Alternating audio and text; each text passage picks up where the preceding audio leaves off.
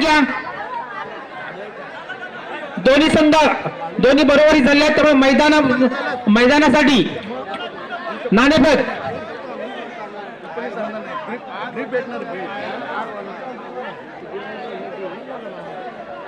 नाणेफेक घ्यायची आहे. तिसऱ्या डावासाठी नाणेफेक होईल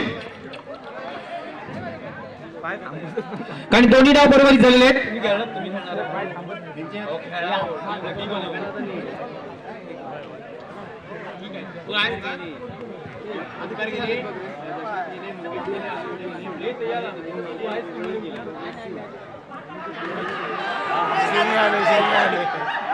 गेले खाली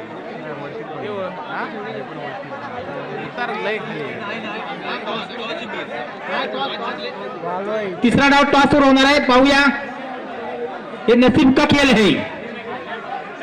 टॉस सिद्धीला जिंकलेला आहे त्यामुळे मैदान स्वीकारलेलं आहे. तिसरा डाव चालू होतोय. अतिशय महत्वाचा तिसरा डाव आहे. तिसरा डाव अतिशय महत्वाचा आहे. लक्षात घ्या मैदानाच्या या गोष्टीमुळे तिसऱ्या डावासाठी नाणेफेक तुडलेली आहे. लक्षात घ्यायचं आहे. आपल्या पाय पंच मला वाटतं सुनील चव्हाण सगळ्यांना बाजूला करा. नाणेफेक लाईन पासून. लाईन वन आपलं काम बजावत नाही आपण.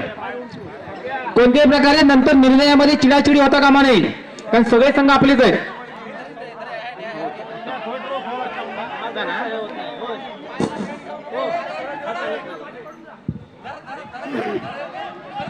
हॅलो पंच लाईनमन आपली कामगिरी बजावायची आहे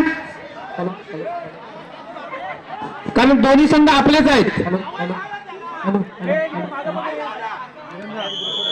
हॅलो हॅलो हॅलो अरे जोर का झटका पाहूया. आणि या ठिकाणी चांगल्या प्रकारे दोन्ही बाजूला आणले जाते. आणि पुन्हा एकदा पाहूया खेळ.